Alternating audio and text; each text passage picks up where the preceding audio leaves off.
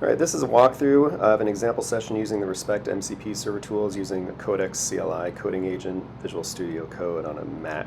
In this demonstration, I'll show you how to use MCP tools to implement and document a new feature iteration for an existing web application. This example application is an OpenAI real-time voice agent demo with a live camera capture tool for images so the agent can answer questions about what it sees. I'll provide a link to this repository in the description.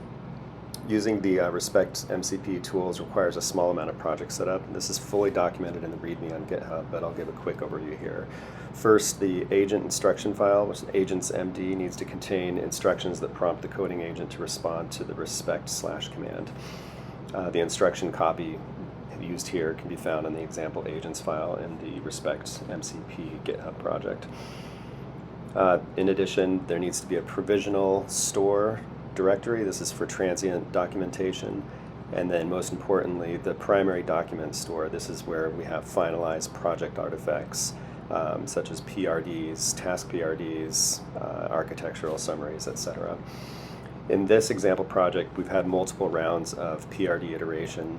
Each iteration is fully documented in the completed subfolder with PRDs that define future iterations, task PRDs that implement those features, and a single architectural summary document that summarizes the project. And all of these documents are generated by the coding agent under the direction of the ReSpecT system MCP tooling. All right, we will begin by starting Codex and preceding our command with the ReSpecT /command. We're going to specify the generate PRD mode. And here I'm going to pass a reference to an instruction file that describes the feature requests we're going to work on in this iteration. In this case, I want to remove excessive nuisance logging from the camera subsystem to the console logs, which is currently outputting thousands of times per second. Normally the system would prompt for clarifying questions about the PRD creation, but for this demo I'm just going to bypass these prompts so we can move through this.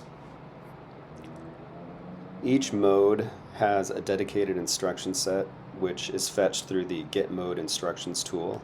For PRD generation, the agent is instructed to pull the most recent architectural summary artifact as well as any PRDs created since then. And based on this context, it will interrogate the project assets and generate a provisional PRD document, which the user is asked to review and approve. The PRD provisional document contains nested ADR, which is architectural decision records, and REQ, which is requirements assets, and these are marked with provisional IDs. After approval of the provisional document, the PRD is finalized, where the provisional records are assigned real IDs to both the parent PRD and any of the nested artifacts. The PRD status is set to active, and all of the artifact IDs are added to the index. Okay, so here I'll stage the changes so we can review subsequent changes moving forward. And I'll point out the project artifact documents always represent the current state of the project development. So at any time you can restart the coding agent and run the ReSpecT /command without a mode specified, and this will trigger the agent to interrogate the document state and determine the appropriate next phase. So here the next mode to enter is the generate task PRD, where implementation tasks will be defined for the current active PRD. All right, the task PRD document defines the scope of work. It lists the current project tree for the target work scope, referenced incoming files, files to add and modify, and then implementation tasks with references to the requirements artifacts that the task is intended to implement. The provisional task PRD goes through a two-step review where the parent PRD is reevaluated and requirements are verified. So here we see a second round of changes. And just like the parent PRD, this goes through a provisional review process, and upon approval, the provisional IDs are registered into the index. So here I finalize the task PRD and get the IDs set into the index. And when this is done, I'm going to close out the agent and just check out the usage context tokens for the effort. So note here that the parent PRD gets updated during the finalization of the task PRD to get the task IDs set on the requirements, and these new statuses will be set later on to active and completed during subsequent phases. Okay, so here I restart the coding agent and set the reasoning level to minimal. Found that high reasoning effort pays dividends during planning phases, but for implementation, the minimal seems to get the job done and much more quickly and efficiently. So during task implementation, this server is going to iterate the tasks, choose one as the active task, assess what needs to be completed, and it will update the artifacts section to add specific list of tasks to complete. And then as it completes each task, it will update this step as marking it as completed with an X in the brackets in real time. And then when all the task steps have been completed, then the top level status for the task is set to completed. When a task has been finished, its parent PRD task references are also set to completed as well.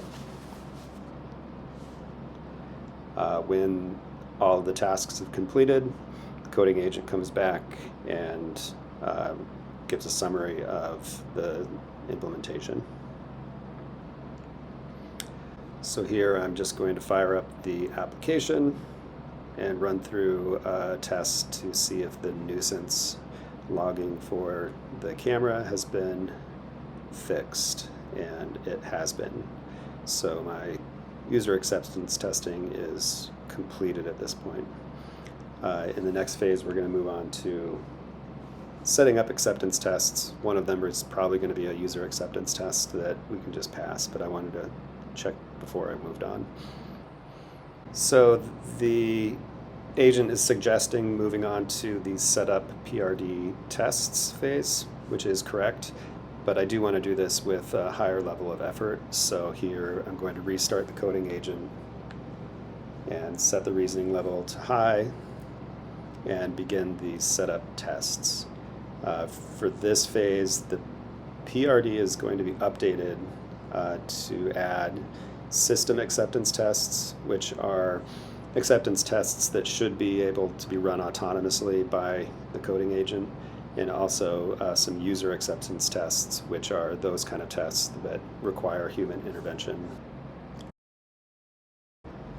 So the next phase suggested is running the acceptance tests, and I'm going to restart Codex to run this mode in a minimal reasoning mode.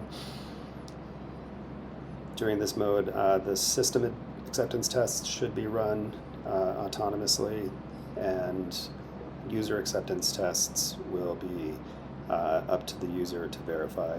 You'll be prompted by the agent to verify them.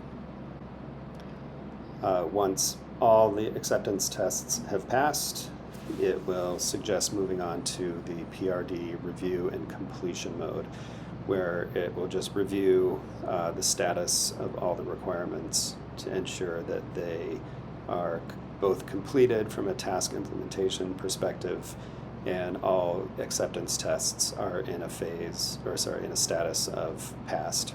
And if these requirements are met, then the PRD is completed, which sets its top level status and moves it into the completed folder.